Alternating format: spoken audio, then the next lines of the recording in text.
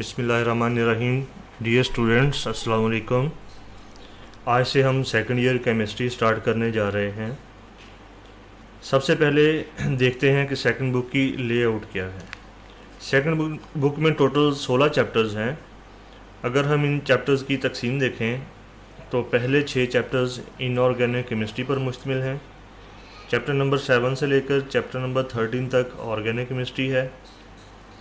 Chapter number 14 जो है वो पॉलीमर एंड बायोकेमिस्ट्री में इंक्लूड किया जा सकता है, जबकि चैप्टर नंबर 15 इंडस्ट्रियल केमिस्ट्री और चैप्टर नंबर 16 जो है वो एनवायरमेंटल केमिस्ट्री पर मुश्तमिल है। आमतौर पर तलबा ये समझते हैं कि ऑर्गेनिक केमिस्ट्री के चैप्टर्स इम्तहानी नुक्ता नज़र से ज़्यादा अहम हैं। ये बात दुरुस्त नहीं है, तमाम चैप्टर्स ही अहम हैं।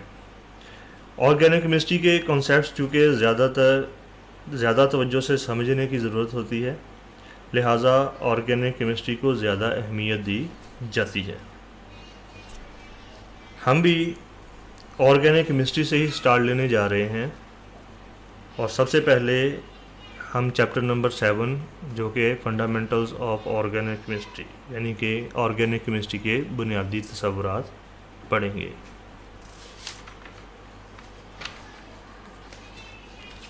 डियर स्टूडेंट्स, आज से 200 साल पहले केमिकल कंपाउंड्स को इनऑर्गेनिक कंपाउंड्स और ऑर्गेनिक कंपाउंड्स में क्लासिफाई किया गया। इससे पहले ये तकसीम मौजूद नहीं थी। इन कंपाउंड्स की क्लासिफिकेशन की बुनियाद 2 चीज़ों पर मुश्तमिल है।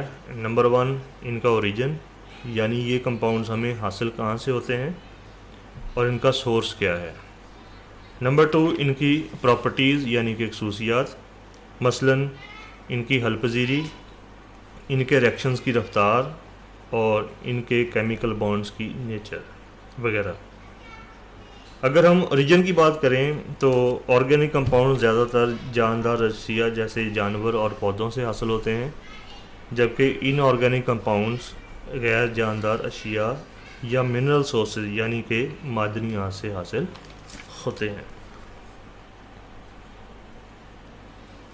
डियर स्टूडेंट्स, अगर हम ऑर्गेनिक कंपाउंड्स की हिस्ट्री पर नज़र डालें तो हमें एक अहम थ्योरी वाइटल फोर्स थ्योरी की बात ज़रूर करना पड़ेगी।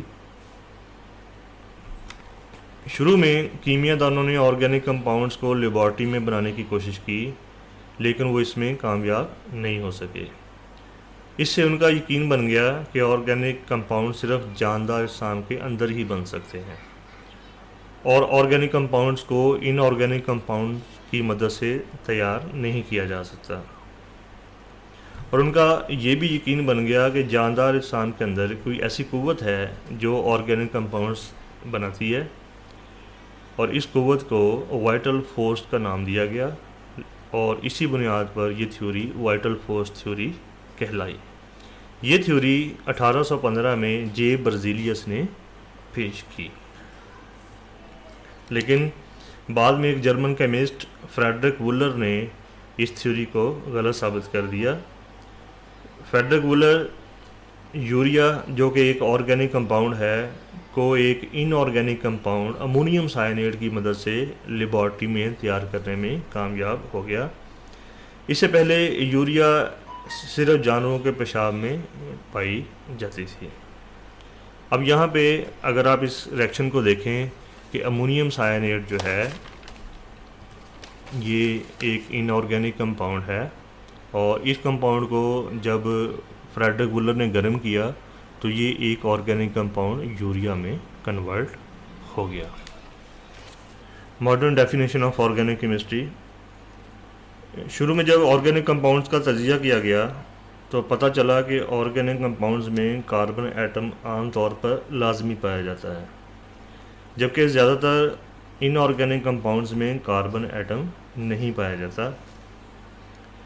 लिहाजा ऑर्गेनिक केमिस्ट्री की डेफिनेशन कुछ यूँ बनी कि वो कंपाउंड्स जिनमें कार्बन एटम मौजूद हो उनकी स्टडी को ऑर्गेनिक केमिस्ट्री कहते हैं।